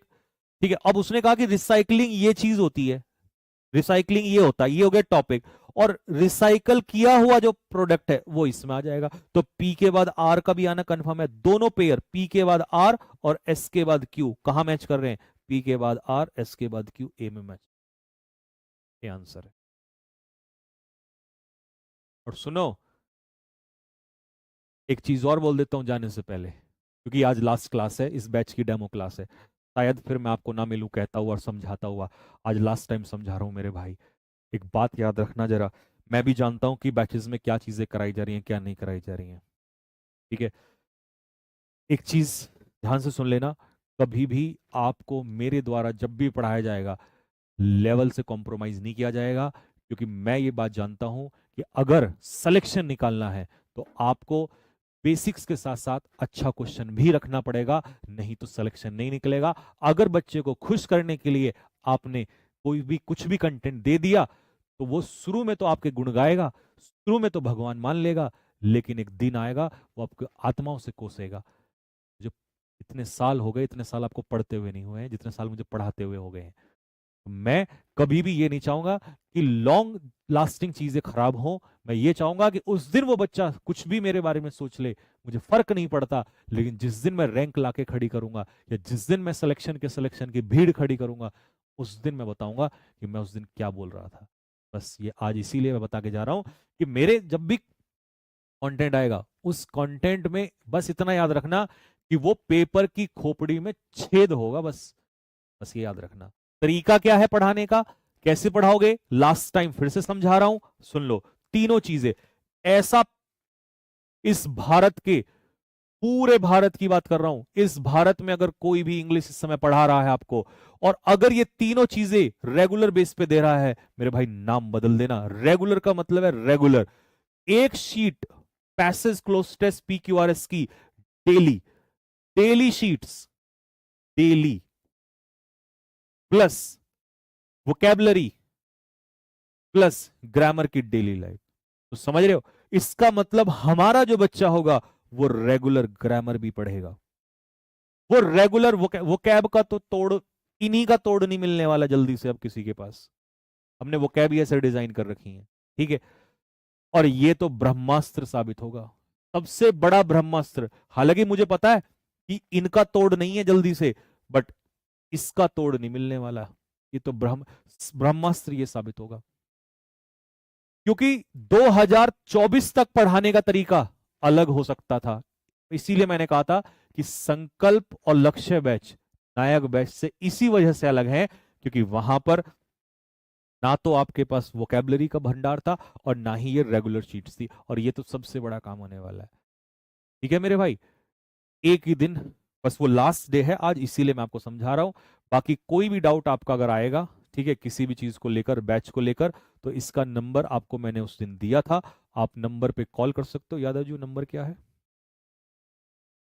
और या कोई भी डाउट अगर आप मुझसे पूछना चाहते हो तो अभी पूछ लो, क्योंकि अब मैं क्लास खत्म कर रहा हूं। और क्लास का ड्यूरेशन सुन लो, डेली का क्या होगा। ग्रामर 1 घंटा 15 minute live, vocabulary 30 35 40 minute recorded. अब रिकॉर्डेड में तो चाहे फिर कोई दिक्कत ही नहीं है, वो तो चाहे जब मर्जी रात को बैठ जाओ, दिन में बैठ जाओ, और ये भी रिकॉर्डेड। शीट मिली सॉल्व, सीट मिली सॉल्व। आज पहली शीट हुई, सॉल्यूशन मिल जाएगा आपको, दूसरी शीट सॉल्यूशन। हालांकि मैंने एक शीट अपलोड करवा रखी है ऑलरेडी, बट उसका सॉल्यूशन नहीं डाला, अब वो सॉल्यूशन डाल दूंगा। तो 2 sheet 2 solution, 2 sheet 2 solution, 3 sheet 3 solution, 4 sheet 4 solution. खेल ही खत्म है यार, इसके बाद सरदर्दी नहीं है। कोई डाउट है वो पूछ लो। नंबर क्या था? ये रहा नंबर, इस नंबर पे कॉल करके पता कर लेना अगर किसी बच्चे को डाउट है, मतलब कुछ भी बैच चेंज कराना है, कुछ भी कराना है। क्या है?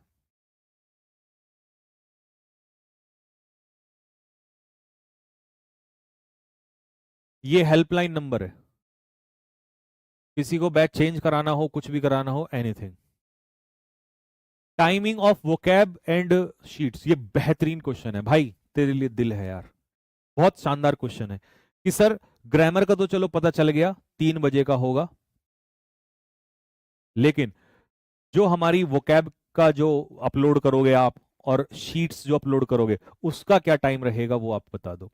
देखो अभी अगला, यानी कि कल तो संडे है, कल तो कुछ नहीं होने वाला है।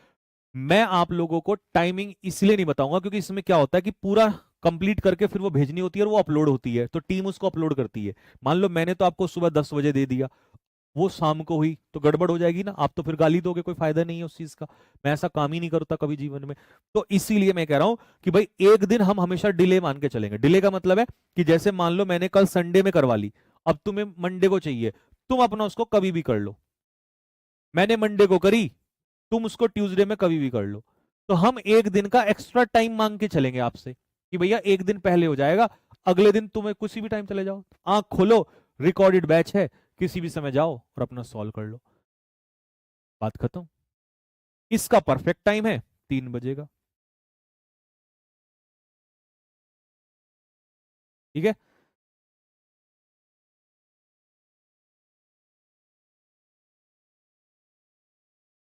और कोई डाउट है किसी का?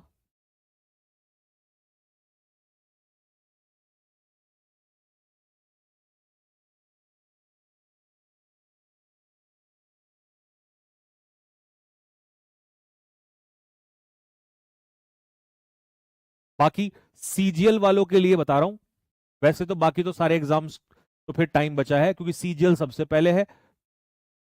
तो 101 रूल आपके जल्द ही, जल्द ही। अब जल्द का मतलब ये नहीं कि तुम 2 दिन में मुझे खटका दो, क्योंकि आपको पता है मैं कितनी चीजों में बिजी हूं। बहुत जल्दी आपको 101 रूल दे दूंगा। तुम्हारे पेपर में अगर ग्रामर भी नहीं पढ़ पाओगे, वैसे तो तुम बहुत समझदार हो, तुम्हें सब कुछ पता है, पर ये 101 रूल जो है ये इस पेपर के लिए रामबाण साबित होंगे। जिस बच्चे ने वो 101 रूल कर लिए, जरूरत ही नहीं पड़ेगी। पूरा 2025-24 में जो कुछ भी है सारा निचोड़ निकाल के, सारे टॉपिक्स देखे, कहाँ से उसने बढ़ा रखा है, सब्जेक्टिव मूड, क्लेफ्ट सेंटेंसेस, ये सेंटेंसेस सबको अलग किया, रिफाइन किया। फिर उनके कॉन्सेप्ट्स को देखा, फिर पहले कॉन्सेप्ट फिर questions, concept question, concept question, question. 100 concept तो बहुत होते हैं, सारी ग्रामर खत्म हो जाएगी इसके। ठीक है। और वो इसी वजह से बनाए थे कि ताकि जल्द ही काम हो जाए। ठीक है, बट उसमें अभी टाइम लगेगा क्योंकि उस पर काम मैं कर रहा हूँ। और तुम्हारा पेपर मई जून में है, बहुत दूर है अभी, उससे तो बहुत पहले ही दे दूंगा मैं। ठीक है। तो क्योंकि ये सवाल सीजीएल वालों का था मुझसे, सीएचएसएल वालों का नहीं है, टाइम है बहुत। स्टेनो वालों का नहीं है क्योंकि उनका टाइम है उनके पास। एमटीएस का पेपर टाइम है, 2026 वाले का खूब टाइम है। जीडी, एचसीएम, इन सब के पास टाइम है, पर सीजीएल का सबसे पहले है। तो मैंने इसी हिसाब से उनको जवाब दिया है। ठीक है। क्योंकि अगर कोई बच्चा मुझसे डिमांड करता है तो मैं उसकी जिम्मेदारी ले रहा हूं, तो फिर मैं बताऊंगा कि क्या करना है उसके लिए, ऐसे नहीं हवाबाजी में नहीं।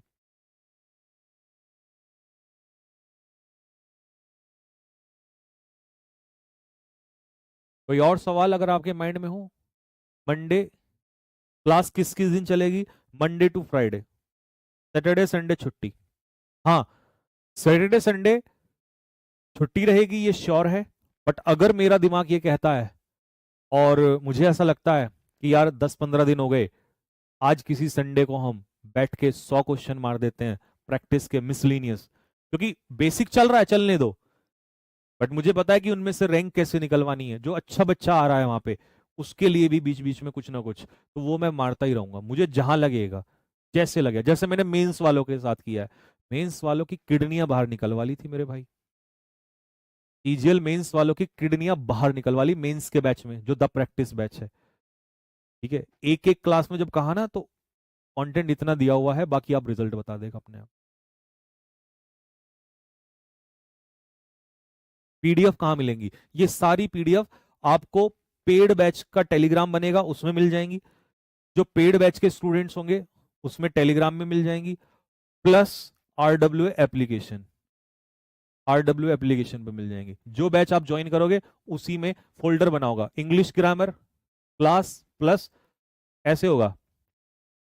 जैसे मान लो ग्रामर की क्लास है तो class 1 PDF, board PDF plus आपका hand written notes, class 2 video, board PDF plus hand written notes, class 3 board PDF hand written notes. मतलब तुम्हें टाइम ही वेस्ट नहीं करना। ये रहे हैंड रिटन नोट्स, और भाई साहब पहली क्लास के हैंड रिटन नोट्स डाल दिए मैंने टेलीग्राम में, जाके चेक कर लेना, जिसने चेक ना कर किए हो, या कर लेना जिसने चेक करने हो। क्लास का आपको टेलीग्राम पता ही है, English by Sanjeev sir, English by Sanjeev, ये तुम्हारे टेलीग्राम है। ये तो खैर सबके लिए ओपन ही है, तो इसमें मैंने ये डाल दिया। ठीक है, ये सबके लिए अवेलेबल है। पहली क्लास के नोट्स वहां पे डाल दिए। ऐसे मोती से चमके हुए हैं ना नोट्स, देखते प्यार मोहब्बत इश्क सब कुछ हो जाएगा तुम्हें नोट से।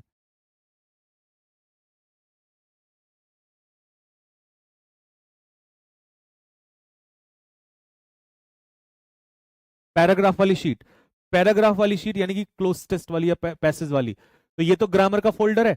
ऐसा ही वो कैब का फोल्डर होगा। वो कैब के फोल्डर में, वो कैब के फोल्डर में डे 1, डे 2, डे 3। डे 1 में क्लास रिकॉर्डेड प्लस इसके साथ वो कैब।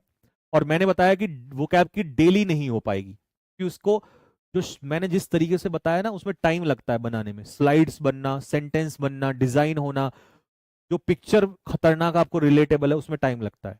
ठीक है, पर हाँ ये है कि धीरे धीरे मैं आपको सारी प्रोवाइड कराता चला जाऊंगा। ठीक है, और सीजीएल से पहले ही बहुत सारी दे दूंगा, मतलब बहुत सारी का मतलब है खत्म, लगभग लगभग खत्म कर दूंगा। ठीक है, पेपर आउट तो पहले ही हो जाएगा, उसके बाद तो तुम्हें रिवाइज करना है। ठीक है, और रीडिंग कॉम्प्रिहेंशन शीट, ये तो आपको मिला। रिकॉर्डेड वीडियो साथ में शीट्स, शीट निकालो, आंसर की सॉल्यूशन होगा। नहीं समझ में आई कोई बात, वीडियो देख लो। समझ में आ गई है, वीडियो मत देखो, इसी से कर लो, क्योंकि मैं इसमें भी दूंगा आपको मीनिंग लिख के हर चीज का, ट्रांसलेशन वगैरह जो भी, मतलब जो पॉसिबल हो सकता है। Sheet 2 video, sheet 3 video, sheet 4 video, ये रहेगा। ठीक है जी। हाँ आज ये लास्ट, हाँ 3 दिन का डेमो बोला था, वो 3 दिन का लास्ट है, तभी मैं आपके डाउट ले रहा हूँ इतने। 5 दिन, हाँ 5 दिन के।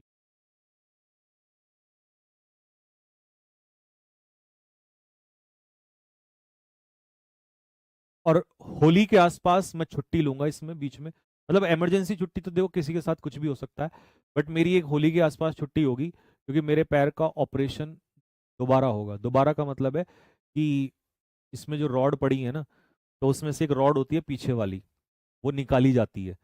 वो रॉड परेशान कर रही है मुझे लगातार, मैं जिसकी वजह से चल भी नहीं पा रहा हूँ अभी, और वो निकालने वाली होती है मतलब। तो उसका ऑपरेशन डॉक्टर ने बोला अभी होगा, बट मैं अभी इसलिए नहीं करा रहा हूँ क्योंकि अभी प्रॉब्लम ज़्यादा है, ठंड भी ज़्यादा है, समस्या पैदा हो जाएगी और सारी क्लासेस बंद हो जाएंगी। तो इसीलिए मैं दिवाली के आसपास जब छुट्टियां पड़ती हैं तो उस समय पर ऑपरेशन कराऊंगा। मतलब मेरी किस्मत तो खैर वो अलग ही चीज़ है, बट मैंने बता दिया आपको।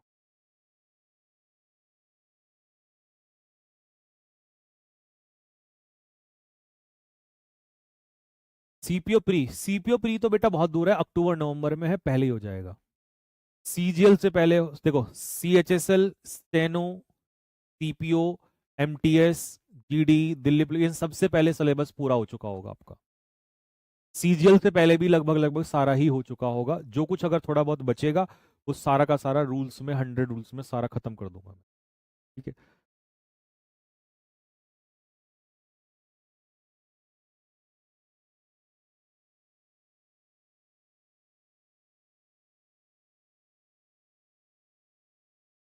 कोई क्वेश्चन और है?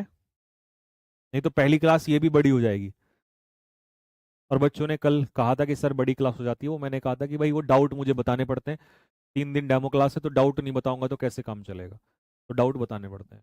बाकी आगे तो सारी रिकॉर्डेड होंगी तो छोटी छोटी क्लासेस में होंगी।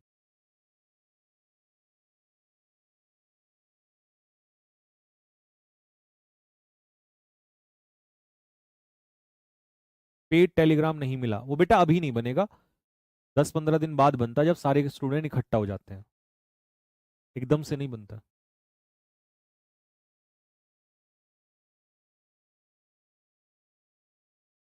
सीजीएल निकल जाएगा। अरे तुम तो अभी प्री के लिए जा रहे हो, हमने तो मेंस निकलवा दिया यार, क्या ही क्वेश्चन पूछ रहे हो। सीजीएल नहीं निकलेगा, रैंक निकलेंगे इस बार।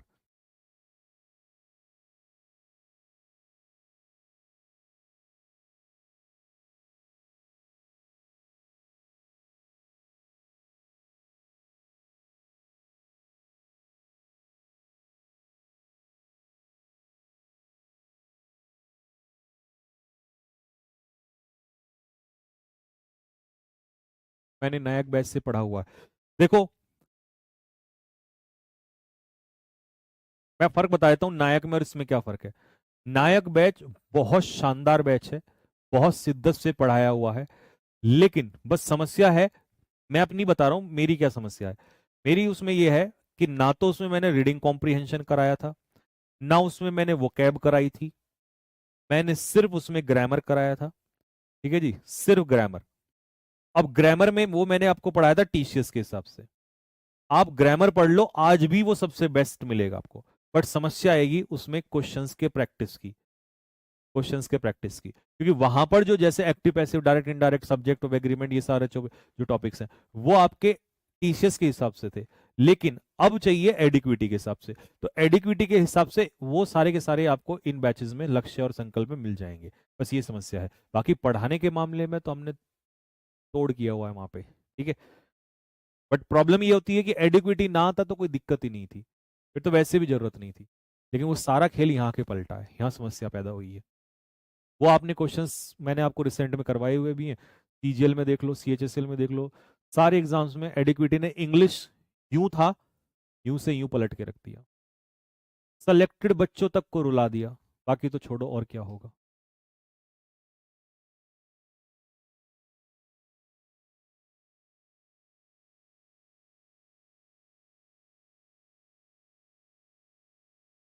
ठीक है भाई, बस यहीं तक रखते हैं, अगर कोई भी सवाल जवाब होगा, मैंने आपको नंबर दे ही दिया, क्या था ये नंबर स्टार्टिंग में 92, हाँ 9220, इस नंबर पे आप मैसेज करके अपने डाउट्स क्लियर कर लेना। ठीक है, कोई भी डाउट होगा। टेलीग्राम पर लाइव किस समय आओगे? आज शायद हमारा 8 बजे है ना? नहीं नहीं, टेलीग्राम पे तो आज 8 बजे। टेलीग्राम पे हम लाइव आएंगे 8 बजे, मन की बात। और कल यूट्यूब पे 8 बजे स्टूडेंट्स के मन की बात, वो यूट्यूब पे कल रहेगा संडे को। ठीक है, चलो जी। अच्छा, एक क्वेश्चन है कि सर मॉक, जैसे मान लो सीजीएल आया, तो सीजीएल से पहले प्री के मॉक, सीएचएसएल से पहले प्री के मॉक, तो जब पेपर आएगा मैं खुद ही आके अनाउंस कर दूंगा कि बच्चों पेपर आ चुका है, जैसे वो नहीं करते हमारे चेयरमैन साहब, हेलो बच्चा पार्टी, पेपर आ चुका है, डेट आ गई है, फॉर्म आ गए हैं, चलो आपको कुछ मॉक दे देते हैं सीजीएल प्री के। फिर ऐसे ही वो तो सीजीएल प्री के तो वैसे भी मिलने हैं, हर एग्जाम जो भी आएगा देंगे ही आप लोगों को, वो तो मॉक मिलने ही मिलने हैं, सीधी सी बात है। और वो तो उसमें अंकित सर ने भी अनाउंस किया था। ठीक है, बैच में क्लास लाइव कब होगी? बैच में क्लास मंडे से स्टार्ट होगी, अब यूट्यूब पे नहीं, सीधा मंडे से लाइव बैच में ही होगी, बैच में ही हम क्लास कर रहे होंगे रेगुलर। ठीक है, एप्लीकेशन पे ही होगी। सर हरियाणवी बोल दो, देही तोड़ दूंगा तुम्हारी, देही तोड़ दूंगा, देही, दही या दही, देही तोड़ दूंगा देही तुम्हारी। ठीक है, रैप्टा लगा दूंगा तो रैप्टा। ठीक, नवीन सर की क्लास कब मिलेंगी इसमें? शायद मंडे के बाद, शायद जल्दी ही मिल जाएंगी इसके अंदर। ठीक है जी, ओके, सभी को नमस्ते, जय हिंद, और करते हैं मेरे भाई मिशन की शुरुआत। रुक जाओ, 1 महीने के बाद ही आपसे रिव्यू मांगूंगा बैच में, माहौल ना पलट दिया मेरे भाई, नाम बदल देना, आने दो जरा, समय आने दो, फिर देखते हैं हम, फिर दिखाते हैं आपको। ठीक है, चलिए जी, ओके, जय हिंद, सभी को नमस्कार।